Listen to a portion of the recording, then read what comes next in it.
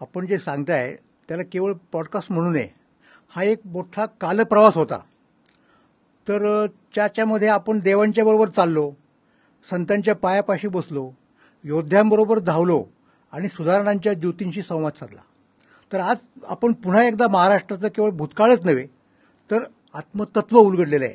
हा महाराष्ट्र धर्म कुठल्या एका ग्रंथात किंवा मंदिरात किंवा किल्ल्यात नाही, तो या भूमीच्या प्रत्येक लेकराच्या रक्तात धडपडतो आणि काहीतरी भविष्य घडवायचंय असं सांगत असतो, असं मला वाटतं.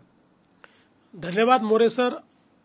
आपलेही आणि या पवित्र यात्रेत सहभागी झालेल्या प्रत्येक श्रोत्याचेही मी मनापासून आभार मानतो. महाराष्ट्राचा इतिहास हा केवळ गौरवशाली नाही, तो एक जबाबदारी देखील आहे. आपण ज्ञानेश्वरांचे, शिवरायांचे, सावित्रीबाईंचे आणि बाबासाहेबांचे थेट वंशज नसलो तरी विचारांच्या वारशाचे वाहक आहोत.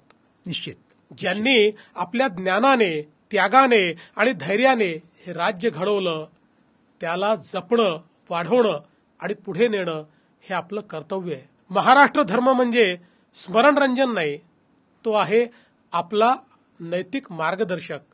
आपण कोण आहोत हे समजून घेऊन आपल्याला काय घडवायचं आहे ते ठरवणं हाच महाराष्ट्र धर्म आहे. देवेंद्रजी, आपण अतिशय थोड्या वेळामध्ये महाराष्ट्र धर्म हा जो महाराष्ट्राचा आध्यात्मिक सांस्कृतिक पाया आहे त्याच्यावरती अतिशय चांगल्या प्रकारे प्रकाश टाकला. मी त्यासाठी तुम्हाला धन्यवाद देतो आणि आपण याच महाराष्ट्र धर्माच्या अनुषंगाने महाराष्ट्राची पुढची वाटचाल करूयात असं सगळ्या श्रोत्यांना सांगतो. धन्यवाद. खरं म्हणजे हा भाग केवळ प्रारंभ आहे. आगामी भागांमध्ये आपण अधिक खोलात जाऊ, निश्चित अज्ञात कथा उलगडू, विस्मरणातली स्मरणे जागवू आणि त्या गावांमध्ये, किल्ल्यांमध्ये पोहोचू जिथे भारताचा इतिहासच नव्हे तर भविष्य देखील लिहिलं गेलंय. चला तर अभिमानाने, एकतेने आणि ध्येयाने एकत्र चालूया. जय हिंद, जय महाराष्ट्र.